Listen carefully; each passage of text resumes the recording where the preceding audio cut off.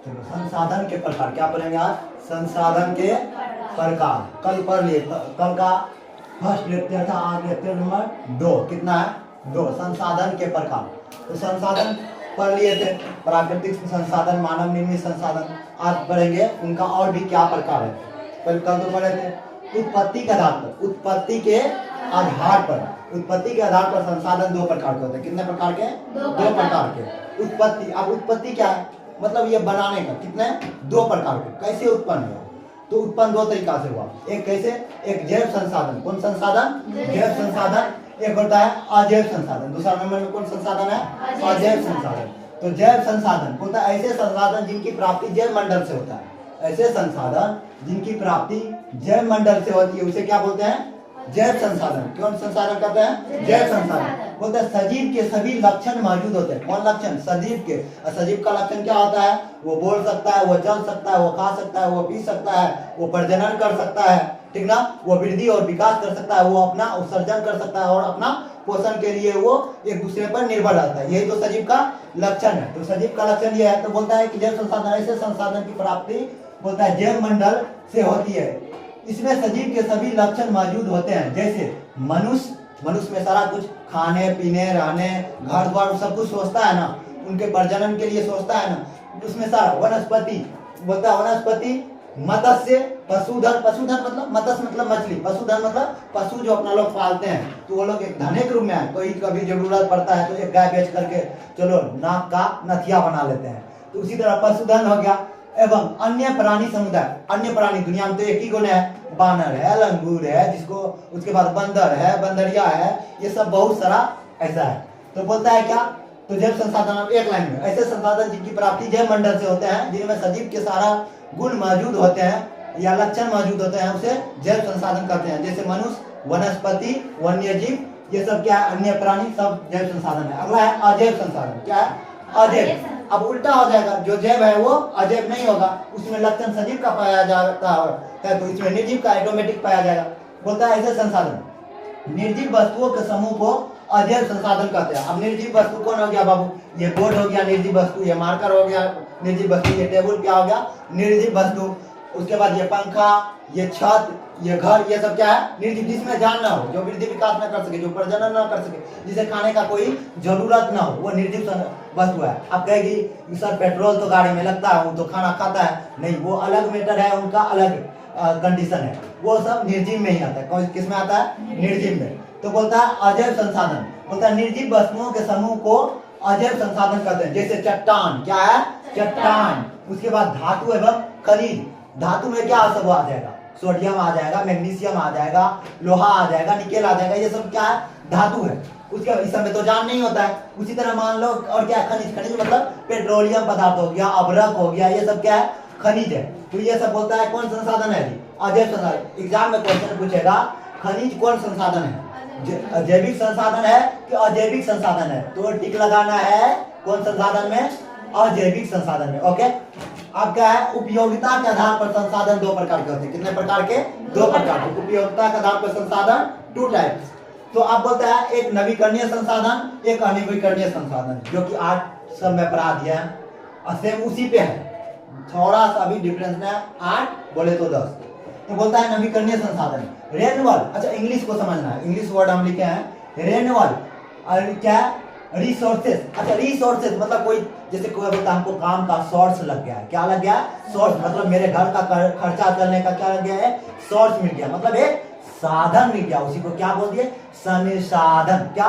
कल तो संसाधन का परिभाषा लिखा है। तो संसाधन किसे कहते हैं? बोलते थे मनुष्य के उपयोग में आने वाले सभी भौतिक और जैविक क्या है? संसाधन है। क्या है? संसाधन। जैसे बकरी, खस्सी, गाय, माल, पहाड़, पठार। उसके बाद हो गया तुम जमीन हो गया, पानी हो गया, मछली हो गया, उसके बाद ये पंखा हो गया, ये मार्कर हो गया, बस हो गया, ट्रक हो गया, रेलगाड़ी हो गया। ये सब का सब क्या है? संसाधन। मतलब जितना उपयोग में आता है। जैसे माँ हो गया, माँ अपने बच्चा के लिए क्या है? एक संसाधन है ना। जब छोटे बच्चा जन्म लेते हैं, माँ की छाती से दूध पीते हैं, तो एक संसाधन, उनको जीने का संसाधन है। जैसे गाय, गाय क्या है? संसाधन है, उनका दूध पीते हैं, तो वो एक संसाधन हो गया। तो जितना भी मनुष्य उपयोग में आता है, सबका सब क्या है? संसाधन है। तो आप बोलते हैं कि संसाधन नवीकरणीय संसाधन रेनवल नहीं बोलता है कि आपका रेनवल कर देंगे, साले साल मान लो रेनवल होता है, जैसे लाइसेंस सब किसी का हो गया, बोलता है 5 साल पूर्ण गया रेनवल करा दीजिए, नहीं तो लाइसेंस आपका रद्द हो जाएगा। तो उसी तरह मान लो यहाँ नवीकरणीय रेनवल, वो संसाधन फिर से मतलब रिसाइकिल किया जाता है, मतलब फिर से उसको बनाया जा सकता है। रेनवल संसाधन रिसोर्सेज मतलब क्या होता है, संसाधन जो उपयोग में आए, अपना लोग की जिंदगी को सुखमय बनाए। जैसे अभी पंखा नहीं चला रहे हैं, गर्मी लग रहा है, तो क्या है सुखमय तो जिंदगी नहीं है, संसाधन। अब बिजली भाग गए तो खत्म, क्या हो जाएगा खत्म। तो बोलता है कि जो जैसे पंखा चला करके सो जाते हैं तो आनंद आता है, वो भी एक संसाधन है। रेलगाड़ी पे जाते हैं फ्री में टिकट बिना लिए हुए टिकट, तो वो भी क्या है संसाधन है। अच्छा कोई गाना गाता है, वो भी एक संसाधन, उनका धंधा है, वो भी एक क्या है संसाधन है। कोई चित्र बनाता है, पेंटिंग करता है, वो भी एक क्या है संसाधन है। क्या है जी संसाधन है। अच्छा पति पत्नी भी एक दूसरे का संसाधन है, पति पत्नी भी एक दूसरे का संसाधन है। अगर मान लो पति है, पति पे ही ना सेनूर पहनती है, अच्छा पति भी किस पे सेनूर पहनता है, सेनूर पहनता नहीं पहनता है, तो किस पे पत्नी पे, तो वो भी एक संसाधन ही। तो बोलता है क्या कि नवीकरणीय संसाधन रेन्यूएबल रिसोर्सेज, ऐसे संसाधन जिन्हें भौतिक रासायनिक या यांत्रिक प्रक्रिया या नवीकृत या पुनः प्राप्त किए जा सकते हैं, उसे क्या कहेंगे नवीकरणीय संसाधन। उसे क्या कहेंगे नवीकरणीय संसाधन। जैसे सौर ऊर्जा, सौर ऊर्जा जिसको बंगाल में बोलता है सौर ऊर्जा, ऐसे बोलता है ना सौर ऊर्जा। पवन ऊर्जा, पवन ऊर्जा मतलब सौर ऊर्जा, धूप से जो होता है चार। पवन ऊर्जा मतलब हवा, या जैसे राजस्थान सब में बड़े बड़े नदी क्षेत्र में, विद्युत क्षेत्र में इसको लगाया जाता है, टरबाइन को घूमता है, उससे विद्युत उत्पन्न होता है। बोलता है पवन ऊर्जा, जल, विद्युत, वन एवं वन्य जीव। वन मतलब जंगल, वन्य वन में रहने वाले जीव को वन्य जीव कहते हैं। तो वन्य प्राणी ये सब कौन ऊर्जा है, कौन संसाधन है, मतलब इसे को फिर से रिसाइकिल किया जा सकता है। अब है सुनो एक लाइन का परिभाषा है, जिन्हें सतत या प्रभाव एवं जैविक संसाधनों में वर्गीकृत किया जा सकता है। जैविक जो ईश्वर, सीधा सीधा समझो ईश्वर के द्वारा दिए गए हैं, उसी को क्या बोलेंगे नवीकरणीय संसाधन। जो ईश्वर बनाया उनको फिर से हम ला सकते हैं। अब बोलेगी पेट्रोल भी तो ईश्वर ने बनाया, कोई नहीं बनाया। तो मान लो कि जैसे पानी, कभी सूरज का रोशनी खत्म होने वाला है नहीं ना, कभी हवा का नहीं है, किसी का दहेज में तो नहीं दिया कि हम रोक देंगे एक दिन, ऐसा नहीं है। जिस दिन खत्म होगा उस दिन मनुष्य का भी अस्तित्व खत्म होगा। अब क्या कहता है जी अनवीकरणीय संसाधन, जो नवीकरणीय होता है वो बिल्कुल अब लग जाएगा, तो बिल्कुल अलग गया, बात खत्म, मतलब उल्टा हो जाएगा। क्या हो जाएगा उल्टा। तो बोलता है अनवीकरणीय संसाधन नॉन रिन्यूएबल क्या है रिसोर्सेज। ओके, तो बोलता है ऐसे संसाधन का विकास लंबी अवधि में जटिल प्रक्रियाओं द्वारा होता है। इस प्रक्रिया को पूरा होने में लाखों वर्ष लग सकते हैं। इस संसाधन का पुनः चक्रण नहीं किया जा सकता है, जैसे जीवाश्म ईंधन, तेल, तेल मतलब पेट्रोलियम पदार्थ जितना हो गया, प्राकृतिक गैस, कोयला, ये सब कौन संसाधन है अनवीकरणीय संसाधन। जैसे पेट्रोल एक बार गाड़ी में देते हैं, अब गाड़ी में 5 लीटर पेट्रोल दिए, क्या वो गाड़ी में रहता है, वो खत्म हो जाता है, वो गया कहाँ, तो धुआं के रूप में वो गाड़ी में जल करके धुआं सब के रूप में वो निकल जाता है। तो क्या उसको फिर से हम चक्रण कर सकते हैं, नहीं कर सकते। जैसे मान लो मोमबत्ती को इसमें जला दी, ठीक है, मोमबत्ती धीरे धीरे गल के बचा, थोड़ा सा बचा, उसको फिर से तो हम कर सकते हैं। फिर पानी खराब हो गया, मान लो सबसे अच्छा उदाहरण पानी गंदा हो गया, क्या हो गया पानी गंदा हो गया। वो पानी जब गंदा हो गया राजा, तो अब ये बताओ कि पानी गंदा हो गया इतना दूर का, फिर से उसको मशीन में आरओ में ले जा करके क्या कर सकते हैं बोलो, फिर से उसे न्यू पानी बना करके शुद्ध पानी कर करके मिनरल वाटर उसको फिर से हम पी सकते हैं। तो क्या होगा, तो चक्रण होता है, वो तो नवीकरणीय। लेकिन इसमें बताओ अनवीकरणीय में तो ऐसा नहीं होता है, पेट्रोल जल गया, तेल जल गया, तो फिर जल गया, वो फिर नहीं होगा। जैसे मान लो यहाँ पे इसको जला देंगे तो क्या फिर बनेगा, नहीं बनेगा। तो उसी तरह बोलता है जीवाश्म ईंधन, क्या हो गया जीवाश्म ईंधन, तेल मतलब पेट्रोलियम राशन तेल हो गया, उसके बाद तुमको मान लो डीजल हो गया, पेट्रोल हो गया, प्राकृतिक गैस, जो प्राकृतिक गैस प्राप्त था, कोयला भी, ये सब कुल देगा कौन संसाधन है अनवीकरणीय। कुल देगा कोयला कौन संसाधन आया अनवीकरणीय संसाधन, कौन संसाधन अनवीकरणीय। ये सब पूछा हुआ क्वेश्चन है। प्राकृतिक गैस कौन संसाधन है अनवीकरणीय संसाधन। ओके, कुल देगा जीवाश्म ईंधन कौन संसाधन है अनवीकरणीय संसाधन। ओके, आप बोलता है स्वामित्व के आधार पर संसाधन 4 प्रकार के होते हैं। कितने प्रकार के होते हैं, स्वामित्व के आधार पर संसाधन 4 प्रकार के होते हैं। तो बोलता है व्यक्तिगत संसाधन, सामुदायिक संसाधन, उसके बाद क्या है राष्ट्रीय संसाधन और अंतरराष्ट्रीय संसाधन। अंतरराष्ट्रीय उसमें कट जाता है। चलो, तो यहाँ क्या आता है 4 प्रकार के संसाधन स्वामित्व के आधार पर। किस आधार पे, स्वामित्व के आधार पर संसाधन 4 प्रकार। व्यक्तिगत, व्यक्तिगत करने का मतलब खास, अपना, बाप वाला, कौन वाला बाप वाला। तो बोलता है व्यक्तिगत, मेरा है, अपना है, स्वयं का है, तो वो व्यक्तिगत संसाधन। ये घर स्वयं बना है, व्यक्तिगत संसाधन है। ये बेंच ये टेबल अपना है, तो ये व्यक्तिगत है। ये बोर्ड अपना खरीदे स्वयं है, तो ये क्या है, व्यक्तिगत संसाधन। ओके, तो अब कहता है पर्सनल रिसोर्सेस, ऐसे संसाधन किसी खास व्यक्ति के अधिकार क्षेत्रों में होता है जिसके बदले में सरकार को लगान भी चुकाने होते हैं, जैसे भूखंड, मतलब जमीन, घर और अन्य जायदाद, बाग बगीचा, घर, तालाब, कुआं। हाँ, लेकिन बाग बगीचा, तालाब, कुआं पर्सनल होना चाहिए। इन्हें क्या है, बनारसी चौक वाला वो नहीं होना चाहिए, वो सरकारी ही है, ठीक ना, वो सब जाकर के इस्तेमाल करता है। मान लो कि आपको यहाँ कुआं खरीदना खोदवाना है, वो पर्सनल है, अपने रुपया से कराया है, और जो जिसमें सरकारी लगा रहे हैं मोहर, वो पर्सनल नहीं है। ओके, जैसे कोई मंदिर सब में देखती होगी, मस्जिद सब में देखती होगी कुआं, तो सार्वजनिक है, क्या है, सब उनका उपयोग करता है। कुछ होता है पर्सनल, तो लोग पर्सनल भी बना करके रखते हैं। तो बोलता है ऐसे संसाधन किसी खास व्यक्ति के अधिकार क्षेत्र में होता है जिसके बदले में सरकार को लगान भी चुकाते हैं, जैसे भूखंड, घर और अन्य जायदाद, बाग बगीचा, घर, तालाब और कुआं। ये सब कौन संसाधन है राजा, व्यक्तिगत संसाधन। जैसे मान लो व्यक्तिगत संसाधन में क्या हो सकता है, ये मार्कर मेरी है, कलम कहता है ना, कलम किसका है, तो अगर आपका है तो ये आपका व्यक्तिगत हो गया, इसमें व्यक्तिगत हक हो गया आपका, तो वो व्यक्तिगत संसाधन है। ओके, बोलता है समुदायिक संसाधन, कम्युनिटी रिसोर्सेज, मतलब पूरे समूह के लिए, पूरे अब जितना स्टूडेंट बैठे हो, हाँ यहाँ पे ये मार्कर है, ये बोर्ड है, पूरे स्टूडेंट इस्तेमाल करोगे इसका, जब इस्तेमाल सब करोगे तो ये क्या हो गया, समुदाय। क्या है, ये कोचिंग में बैठे हो आप, ये सारे बच्चे पढ़ रहे हो ना, तो क्या है, तो ये क्या है, समुदाय। क्या है, समुदाय। जैसे महादलित टोला में लिखा रहता, महादलित समुदाय भवन लिखा रहता है, तो वहाँ समूह उनका बहुत कर रहा है। जैसे मान लो कि ये वो पूरे गांव में बना दिया पंचायत भवन, क्या है, समूह पूरा, मतलब पूरे गांव का लोग उनका उपयोग करते हैं, तो वो सब कौन संसाधन कराएगा, समुदाय संसाधन। कौन संसाधन, जिसमें पूरे लोग करें, हिंदू, मुस्लिम, सिख, ईसाई, सभी कास्ट के लोग, सभी धर्म के लोग, सभी गांव के लोग आ जा सकते हैं, रह सकते हैं, खाना पीना सब कुछ रहेगा, तो उसे कौन बोलेंगे, समुदाय संसाधन। जिनका समूह उपयोग करे, क्या करे, कोई कम्युनिटी उपयोग करे। ओके, तो बोलता है ऐसे संसाधन किसी खास समुदाय के अधिपत्य में होता है जिनका उपयोग समूह के लिए क्या जाता है, जैसे गांव में चरण भूमि, गांव में चरण। अच्छा, मान लो जैसे कि यही बड़ा जो है मैदान बगल में, इस मैदान को मान लो कुछ देर के लिए है मैदान, इसमें लोग गाय माल सब कुछ चराता है, या चरागाह है, कोई चरागाह है, तो उस तरह का भूमि क्या हो जाएगा, चरण भूमि। मतलब उसमें क्या है, समुदाय, कोई भी गाय चरा सकता है। अभी ये छेका नहीं गया है, ये जो है खड़ इसमें है, ये फील्ड में तो नहीं कोई छेका है इसको, अभी सब इनका उपयोग करता है, सब काट काट के अपने घर में लगाता है, तो क्या हो गया ये, समुदाय। उसी तरह क्या बोलता है अगला, हाँ सॉरी, अब भूमि और क्या है, होता है क्या, समुदाय। ऐसे संसाधन किसी खास समुदाय के अधिपत्य में होता है जिनका उपयोग समूह के लिए किया जाता है, जैसे गांव में चरण भूमि, शमशान, कब्रिस्तान, मंदिर या मस्जिद, परिसर, समुदायिक भवन, तालाब आदि।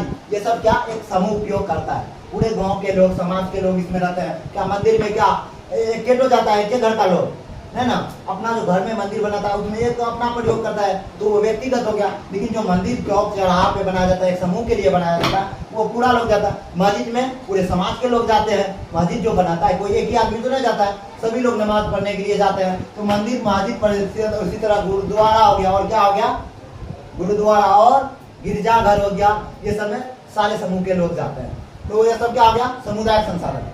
बोलता है नगरीय क्षेत्र में इसका प्रकार, मतलब नगरीय क्षेत्र में इस प्रकार के संसाधन सार्वजनिक पार्क, नगरीय क्षेत्र में मतलब बड़े बड़े शहरों में बोलते हैं सार्वजनिक पार्क, पिकनिक स्थल, जहाँ पे क्या बोलता है, पिकनिक मनाता है, क्या मनाता है, पिकनिक। ओके, उसके बाद हो गया क्या, खेल का मैदान, खेल का मैदान जहाँ पे क्रिकेट हो गया, फुटबॉल हो गया, वॉलीबॉल, हॉकी सब खेलता है, कबड्डी सब। उसके बाद और क्या हो गया, मंदिर, मस्जिद, गुरुद्वारा, गिरजा, नदी के रूप में है। ये संसाधन संबंधित समुदाय के लोगों के लिए क्या सुलभ होते हैं। तो क्या होते हैं ये संसाधन, समूह के लिए उपयोग किए जाते हैं। पार्क में देखती है एक ही गोलक रहता है, मैदान में एक ही गोलक रहता है, खेल के मैदान में सब लोग जा सकता है, किसी को कोई रोक टोक नहीं सकता है, सबके बराबर हक और संवैधानिक अधिकार है। ओके, मतलब क्या, चलो अब क्या है, राष्ट्रीय संसाधन। कौन संसाधन, राष्ट्र मतलब नेशनल रिसोर्सेज, मतलब ये राष्ट्र का संपत्ति। रेलवे पे लिखा रहता है ये राष्ट्र की संपत्ति है। किसका संपत्ति है,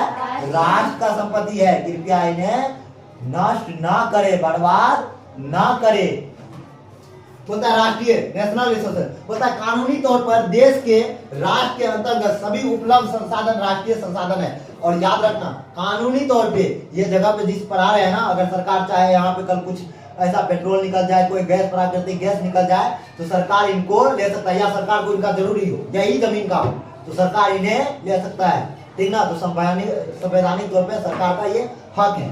तो क्या बोलता है, कानूनी तौर पर देश या राष्ट्र के अंतर्गत सभी उपलब्ध संसाधन राष्ट्रीय संसाधन है। सड़कें, नदियां, तालाब, बंजर भूमि, खनन क्षेत्र, तेल उत्पादक क्षेत्र आदि। तो सड़क राष्ट्र न बनाता है, बोलता है राष्ट्रीय राजमार्ग लिखा रहता है। राष्ट्र सड़क हो गया, नदी हो गया, तालाब हो गया, बंजर भूमि हो गया, बंजर भूमि जहाँ पे कुछ नहीं उगता है। खनन क्षेत्र मतलब जहाँ पे खदान कोयला सब निकलता है, अभ्रक सब निकलता है, खनन क्षेत्र। तेल उत्पादक क्षेत्र जहाँ पे तेल निकलता है, उसके बाद आदि। ये सब कौन संसाधन है? राष्ट्रीय संसाधन। कौन संसाधन? ओके, पूछ देगा खनन क्षेत्र कौन सा संसाधन है? राष्ट्रीय संसाधन। कौन संसाधन? राष्ट्रीय।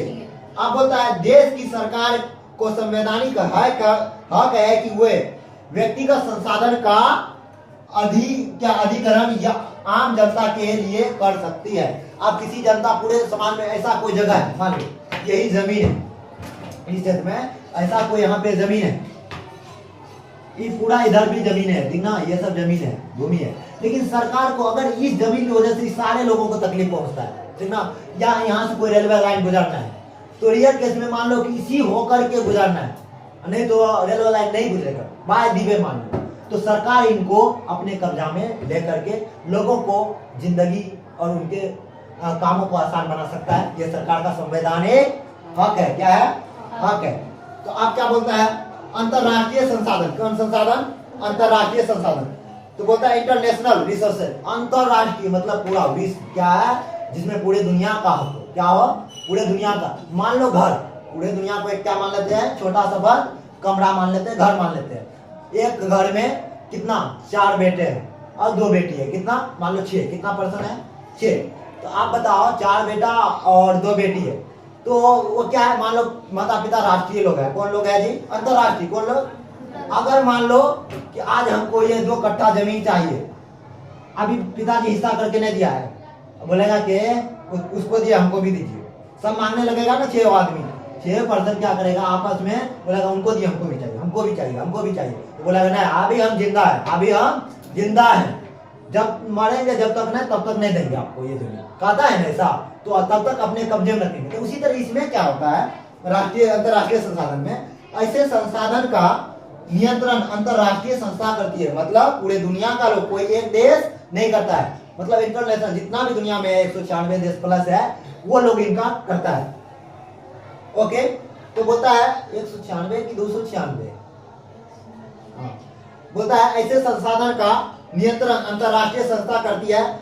जैसे तट रेखा से 200 किलोमीटर की दूरी को छोड़कर खुले महासागरीय पर किसी देश का अधिपत्य नहीं होगा। मतलब तट रेखा, मान लो कोई ये तट रेखा है, समुद्र है ये, ठीक ना, मान लो समुद्र है, समुद्र से तट रेखा गुजरा है, ये भी तट रेखा है। यहाँ से मान लो 200 कितना किलोमीटर, इस रेखा 200 किलोमीटर के बाद इधर जितना पड़ेगा, ये पूरे दुनिया के राष्ट्र का हक होगा, न कि किसी एक देश का हक होगा। ओके, समझ में आ गया?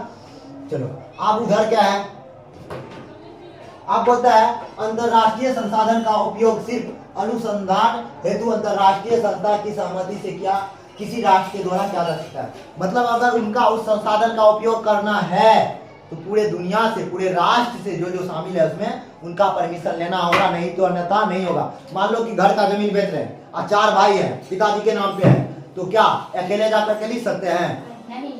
मान लो पिताजी गुजर गए इस दुनिया से किसी का, और वो जाएगा लिखने के लिए, तो खोजेगा और कहाँ है, वो सबको भी बुलाओ, तब जाकर के आपके नाम क्या जमीन हम दूसरा को लिख देंगे।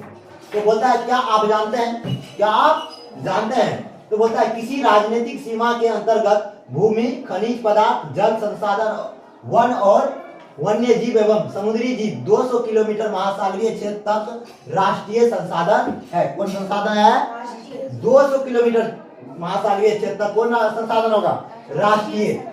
ओके, क्या आप जानते हैं किसी देश के तट रेखा से 200 किलोमीटर की दूरी तक का क्षेत्र अपवर्जक आर्थिक क्षेत्र कहलाता है। इस मोस्ट VVIP क्वेश्चन है, जितना पढ़ा रहे हैं इसमें से कोई ना क्वेश्चन आएगा, कभी कभी 5 नंबर में भी क्वेश्चन पूछ देते हैं। तो बोलता है क्या आप जानते हैं किसी देश के तट रेखा से 200 किलोमीटर की दूरी तक का क्षेत्र अपवर्जक आर्थिक क्षेत्र कहलाता है। के क्षेत्र के नाम से बोलते, अपवर्जक आर्थिक क्षेत्र के नाम से जाना जाता है। तट रेखा क्या है? तट रेखा का दूसरा नाम समुद्र रेखा। कौन रेखा? समुद्र तट, सॉरी समुद्र तट। कौन तट? समुद्र तट। इधर हो गया, यहाँ ओके। समुद्र तट, कौन तट? समुद्र तट होता है वह रेखा जो भूमि को महासागर के बीच की सीमा बनाती है। ये जमीन है, मान लो क्या है ये नदी है पूरा भूमि को। अब इससे कोई तट रेखा गुजर गया, इधर भी नदी बढ़ गया, इधर भी नदी बढ़ गया, तो वही क्या कहलाएगा? तट रेखा। क्या कहलाएगा? तट रेखा। अब बोलता है तट रेखा कौन बनाते हैं? क्वेश्चन कर सकता है कोई भी। तो बोलना है लहरें। लहरें मतलब पानी का, देखती है उबाल जब चलता है पानी, तो पानी की लहरें, ज्वार और धाराएं तेजी से जो चलते हैं, तट रेखा बनाने में मदद करती है। अब बोलता है विकास के स्तर पर भी संसाधन को 4 भागों में पूछ देगा। विकास के आधार पर संसाधन के चारों वर्गों का वर्णन करें। 5 नंबर में कभी कभी पूछ देता है, कभी कभी वो नवीकरणीय और नवीकरणीय में अंतर पूछ देता है। ठीक ना? स्वामी के आधार पर संसाधन 4 प्रकार के होते हैं, वर्णन करें, ऐसा क्वेश्चन पूछ देता है और पूछा हुआ क्वेश्चन भी है। तो बोलता है विकास के आधार पर भी संसाधन को 4 भागों में वर्गीकृत किया गया है। कौन सा है? देखो, संभावित संसाधन और क्या है? विकसित संसाधन। आज दो ही तो कल आगे कवर हो जाएगा। तो बोलता है क्या? संभावित संसाधन ऐसे संसाधन जो किसी क्षेत्र विशेष में मौजूद होते हैं, जिसे उपयोग में लाए जाने की संभावना रहती। संभाव्य मतलब ना संभावना है, क्या है? सुनने से भी आया नहीं है, मतलब पापा आए नहीं, दिल्ली से नहीं आए, मतलब आने का संभावना है, उम्मीद है। क्या है? उम्मीद। इस संसाधन का उम्मीद है, क्या है? उम्मीद जताया है वैज्ञानिक लोग। तो बोलता है ऐसे संसाधन जो किसी क्षेत्र विशेष में मौजूद होते हैं, जिसे उपयोग में लाए जाने की संभावना रहती है। जैसे हिमालय क्षेत्र का खनिज, जैसे हिमालय क्षेत्र का खनिज, जिनका उत्खनन अधिक गहराई में होने के कारण क्या दुर्गम एवं महंगा है। अब ये समझो कोई खनिज है, क्या है? खनिज है। अब इतना महंगा है वो कि अब उनको मान लो वहां से 10 रुपया आएगा, उसको निकालने में 20 रुपया खर्चा हो गया, 15 रुपया खर्चा हो गया। वो खनिज निकालने का कोई फायदा है? कोई काम किए, अब उस काम में हमको 10 रुपया फायदा, 10 रुपया पूंजी लगा और उसमें 5 रुपया उल्टे घाटे लग गया, तो उस काम से कोई फायदा नहीं है, कोई फायदा उससे नहीं है। ओके, तो बोलता है क्या? संभावित संसाधन ऐसे संसाधन जो किसी क्षेत्र विशेष में मौजूद होते हैं, जिन्हें उपयोग में लाए जाने की संभावना बनी रहती है। हिमालय क्षेत्र का खनिज, जिनका उत्खनन अधिक गहराई में होने के कारण उनमें क्या कॉस्ट ज्यादा पड़ता है, रुपया का क्या पड़ता है? दुर्गम और सुलभ भी नहीं है, ज्यादा गहराई में है। तो उसी प्रकार राजस्थान एवं गुजरात क्षेत्र में पवन और सौर ऊर्जा और क्या है? असीम संभावना है, मतलब बहुत कम, नहीं के बराबर। परंतु अभी तक इनका सही से विकास नहीं हुआ, लेकिन अभी तक इनका विकास नहीं हुआ है। ओके, अब क्या बोलता है? संभावित संसाधन का अन्य उदाहरण और क्या क्या है, और नीचे क्लास में जो 8 सब में पढ़ाए थे और क्या क्या है पूछ सकता है एग्जाम में। तो केरल में मिलने वाले थोरियम, केरल में मिलने वाले थोरियम तथा लद्दाख में पाए जाने वाला यूरेनियम संभावित संसाधन के उदाहरण है। ये भी मिला है, ये संभावना है कि इनका उपयोग कभी न कभी जिंदगी में होगा। ओके, अब है विकसित संसाधन। कौन संसाधन? एडवांटेज। विकसित क्या है? विकसित। ओके ना, बोलता है वाह विकसित लोग है, क्या है? विकसित देश है, विकसित घर है, विकसित व्यक्ति है, मतलब अपना होनहार है। तो उसी तरह क्या बोलता है? विकसित ऐसे संसाधन जिनका सर्वेक्षण उपरांत उपयोग हेतु मात्रा एवं गुणवत्ता का निर्धारण हो चुका है, जैसे पश्चिम एशिया का पेट्रोलियम। ये पता चल गया है कि कोई मान लो कोई व्यक्ति का शादी लगा, व्यक्ति मतलब लड़की मान लो, ठीक ना, कोई लड़का से शादी लगा, ये कंफर्म हो गया ना जब छेका हो जाता है कि उन्हीं से शादी होगा। लेकिन आजकल क्या होता है, कंफर्म होने के बाद भी मोहर चेंज हो जाता है, तो वो अलग मैटर है। लेकिन कंफर्म किसी का हो गया, इन्हीं से होगा, तो वो क्या है जी? बोलो वो कौन संसाधन कहलाएगा? कंफर्म हो गया है कि, तो विकसित कहलाएगा। कौन कहलाएगा? उन्हीं को। विकसित संसाधन को क्या बोलते हैं? वास्तविक, क्या है? रियल संसाधन है। तो बोलता है क्या? ऐसे संसाधन जिनका सर्वेक्षण उपरांत उपयोग हेतु मात्रा एवं गुणवत्ता का निर्धारण हो चुका, मतलब उनका मात्रा भी पता चल गया कि इतना है और उनका गुण भी पता चल गया, गुणवत्ता भी पता चल गया। जैसे पश्चिम एशिया का पेट्रोलियम, पेट्रोलियम मतलब पश्चिम एशिया, जैसे कौन, सऊदी अरबिया सब आता है, ठीक ना। तो बोलता है सऊदी अरबिया सब, जैसे ऑस्ट्रेलिया का सोना, ऑस्ट्रेलिया में सोना का खजाना है। झारखंड की अभ्रक मध्य, झारखंड की अभ्रक, मध्य प्रदेश का मैग्नीज एवं राजस्थान का तांबा, ये सब क्या है, संभावित वास्तविक मिला हुआ संसाधन है, ये कहीं जाने वाला नहीं है। ओके, अब अगला लिखे हैं नोट, विकसित संसाधन को वास्तविक संसाधन भी कहते हैं। ओके, कोई दिक्कत यहाँ तक? अगर आगे होगा तो छूट गया है और पढ़ाएंगे आगे तो हम पूरा कवर करा देंगे। Okay, thank you.